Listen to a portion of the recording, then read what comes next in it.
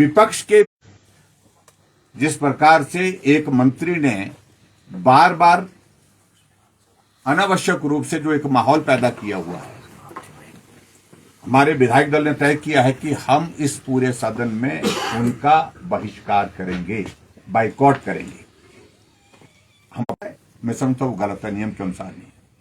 और दूसरी बात, जब मुख्यमंत्री ने आज जवाब दिया तो मैं इस बात को लेकर के हैरान था कि एक जिम्मेवार व्यक्ति जो मुख्यमंत्री के पद पर बैठा है, उन्हें इस बात की जानकारी होनी चाहिए।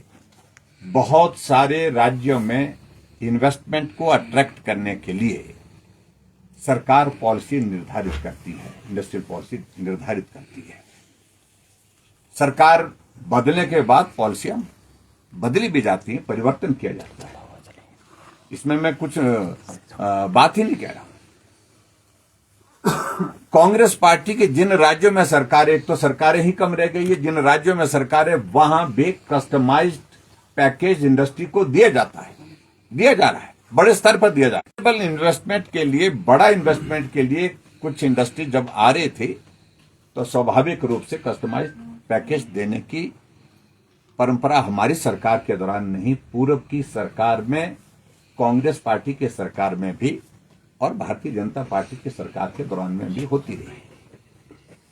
और ये पॉलिसी केंद्र में भी है। उसी के तहत हमने पॉलिसी के तहत उत्तर प्रदेश में इंडस्ट्री का डेवलपमेंट में एक बहुत बड़ा योगदान है। ऐसी सूरत में हमने हिमाचल प्रदेश में ये फैसला किया है। अब कांग्रेस की सरकार पिछले 3.25 साल से बनी है, पूरे देश भर में, देश के बाहर भी जाकर के इंडस्ट्रियल पैकेज लाने की, इंडस्ट्री लाने की कोशिश कर रही है, लेकिन कोई नहीं आ रहा है। उल्टे हिमाचल प्रदेश की इंडस्ट्री बाहर जा रही है। उसकी वजह क्या है? बिजली का आपने टैरिफ बढ़ा दिया, जो एक बहुत बड़ा अट्रैक्शन था। जो हिमाचल प्रदेश में इंडस्ट्री लगाने के लिए जो आपकी जो पॉलिसी है, उस पॉलिसी के तहत कोई आने के लिए तैयार नहीं हो पा रहा है। अब कह रहे हैं कि हम पॉलिसी में परिवर्तन करेंगे, आने वाले समय में हमारी पॉलिसी, आप पॉलिसी बदलना चाह रहे हैं तो आप पॉलिसी लाइए। 3 साल तो बीत गया। और इसलिए ये गंभीर आरोप जिस प्रकार से लगाने की कोशिश कर रही, ये सारे फैसले एक पॉलिसी के तहत लिए गए हैं। इसमें भ्रष्टाचार का सवाल ही पैदा नहीं होता है, सवाल ही पैदा नहीं होता है। और मैं इस बात को जिम्मेवारी के साथ कह रहा हूं, अगर पूरे देश भर में 2 बल्क ड्रग फार्मा पार्क में 3 बल्क ड्रग फार्मा पार्क जो है स्वीकृत हुए, उसमें से 1 हिमाचल प्रदेश को मिला है। अगर पूरे, और इनका इंडस्ट्री मिनिस्टर स्वयं अपने आप बोल रहे हैं 10,000 करोड़ रुपए से ज्यादा का इन्वेस्टमेंट जो है बल्क ड्रग फार्मा पार्क में हो रहा है। वो किसने लाया? और इस तरह से इंडस्ट्री मिनिस्टर खुद बोल रहे हैं कि हिमाचल प्रदेश के नौजवानों को रोजगार उसमें मिलेगा, लेकिन मुख्यमंत्री अलग भाषा में बात कर रहे हैं। ये मैं समझता हूं कि बहुत दुर्भाग्यपूर्ण है। आज तक मैं देख रहा हूं कि हिमाचल प्रदेश के मुख्यमंत्री ने कोई भी बात जिम्मेवारी के साथ नहीं की। साजिश, षड्यंत्र, जो इनके नेता जो इस दुनिया में नहीं। और आज मैं उनको ही याद करते हुए इस बात को कह रहा हूं कि जो वीरभद्र सिंह ने कहा तो मुझे लगता है गलत निकाल, क्योंकि सेंसेशनल चीजें बोलना ये इनकी आदत है। और खासतौर से जब सरकार पर विपदा आई है, आपदा आई है, एक तो बरसात की आपदा पूरे प्रदेश पर, और उसके बाद कांग्रेस पार्टी की अपनी लड़ाई के कारण आपदा कांग्रेस की सरकार पर हिमाचल प्रदेश में आई है, जो अभी हाल ही में आप लोगों ने देखा है। तो ऐसी सूरत में ध्यान बांटने की कोशिश हो रही है। और मैं दावे के साथ कह सकता हूं कि कांग्रेस की सरकार इंडस्ट्री को तबाह करके तो चले गई, लेकिन साथ साथ में मैं कह रहा हूं बेरोजगारों का भविष्य भी तबाह करके चले गई है। और हिमाचल प्रदेश को भी बर्बाद करने के कगार पर हिमाचल प्रदेश को खड़ा किया है। ये मैं कहना चाहता हूं। दूसरा पार्ट में कहना चाहता हूं, आप क्यों जल्दी में, जो नियम शासन के अंतर्गत हमने नोटिस दिया था आपदा का चर्चा के लिए, उसका जब उत्तर हुआ तो स्वाभाविक रूप से हमारा एक फैसला था। उस फैसले के अनुसार हमने तय किया था कि अगर रेवेन्यू मिनिस्टर उसका जवाब देंगे तो हम उस जवाब को नहीं सुनेंगे। और हमने ये संदेश भी दिया था, सरकार को भी ये संदेश दिया था, मुख्यमंत्री जवाब दें, रेवेन्यू मिनिस्टर देंगे तो हमने फैसला लिया कि हम बाइकआउट करेंगे, हम नहीं सुनेंगे उनकी बात, क्योंकि उनकी बात सुनने लायक है, होती नहीं है। और मैं इस बात को मैं जरूर कहना चाहता हूं, जो हमारी गैर मौजूदगी में रेवेन्यू मिनिस्टर ने जवाब दिया 1 घंटे से भी ज्यादा समय। होना तो ये चाहिए था कि हिमाचल प्रदेश में आपदा आई है, इस आपदा के लिए हम ये काम कर रहे हैं, लेकिन पूरा भाषण 1 घंटे का 1.5 घंटे का उनका भाषण एक ही बात को लेकर, सिराज और जयराम सराज, इस बात पर कहते रहे। आप मदद क्या कर रहे हैं इस पर कोई बात नहीं कही। आपने वहां लोगों की मदद क्या की है, आपने आपदा में राहत क्या दी है, इस पर कोई बात नहीं। आपदा के लिए जिम्मेवार जयराम ठाकुर, सराज में मुझे जिम्मेवार ठहराया, मंडी में मुझे जिम्मेवार ठहराया। आज मैं उनसे पूछना चाहता हूं, पूरा हिमाचल प्रदेश भयंकर आपदा के दौर में से गुजर रहा है। आज कुल्लू मनाली में तबाही हो रही है।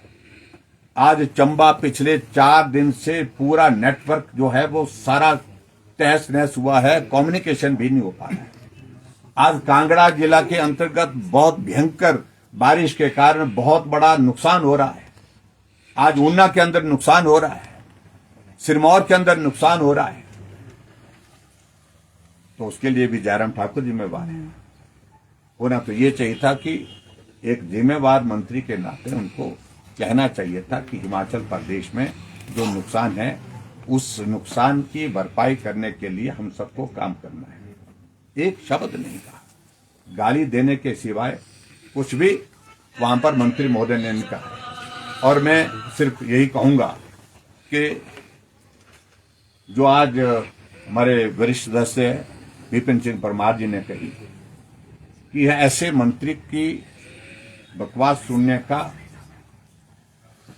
कोई औचित्य नहीं बनता है, चाहे वो विधानसभा के अंदर है, चाहे वो विधानसभा के बाहर है। शब्द उचित लगता नहीं है। यहां तो मैं साफ कह रहा हूं, कांग्रेस पार्टी की मजबूरी हो सकती है, मुख्यमंत्री की मजबूरी हो सकती है, हमारी कोई मजबूरी नहीं है।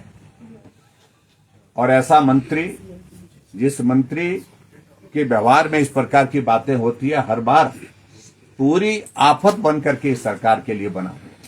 आज की तारीख में सदन अगर नहीं चल रहा है तो वो एक व्यक्ति जिम्मेवार है। सदन के अंदर वॉकआउट, सदन से वॉकआउट हो रहा है तो एक मंत्री के कारण हो रहा है।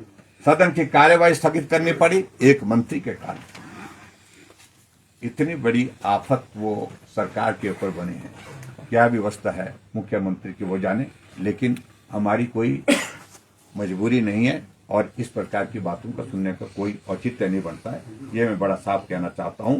और जो आपदा के अंतर्गत जो हमने जो डिस्कशन के लिए सारा विषय लाया था कि उस पर गंभीर चर्चा हो, और बहुत सारे सदस्यों ने उस पर चर्चा में भाग लिया, लेकिन उसके बाद कोई भी संतोषजनक उत्तर न मंत्री की ओर से न मुख्यमंत्री की ओर से, कतई भी गंभीरता। पूरा प्रदेश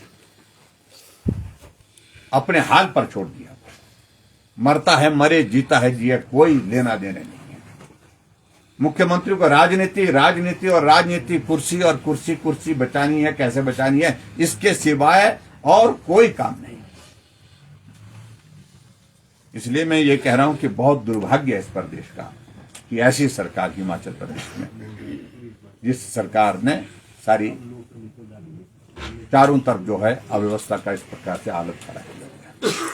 सर आपको लेकर एक वर्ड यूज किया गया, पनौती वर्ड यूज किया गया, कितना तर्कसंगत मानते हैं ऐसे वर्ड को आप? बोलना नहीं चाह रहा हूं, हमारे सदस्यों ने कहा विधानसभा, और वो सर सर्कुलेट हो चुका है पूरे प्रदेश में, ऐसी जो अंदर शब्दावली का प्रयोग किया गया। देखिए, पनौती तो ऐसे है कि मैं तो विपक्ष में हूं, आज सरकार किसकी है?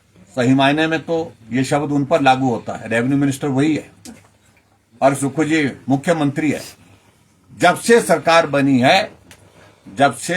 बनी है हिमाचल प्रदेश में बर्बादी ही बर्बादी हो रही है, तबाही हो रही है। तीसरी बात, हिमाचल प्रदेश में बारिश के कारण भयंकर नुकसान हुआ है, आपदा के कारण भयंकर नुकसान हुआ है। और ऐसी सूरत में पनौती कौन है? तो हमारे हिसाब से तो वो लोग हैं जो सत्ता में आज की तारीख में, चाहे वो मंत्री जो बोलता है बार बार, चाहे वो मुख्यमंत्री हैं जो हिमाचल प्रदेश में जिनके नेतृत्व में सरकार बनी है, जिनके नेतृत्व में सरकार बनने के बाद हिमाचल आपदा के कारण तबाही के दौर में से गुजर रहा है, हर साल गुजर रहा है, बार बार गुजर रहा है, और उसके साथ हिमाचल का आगे बढ़ने का कदम हुआ नहीं, पीछे कई साल पीछे चला गया।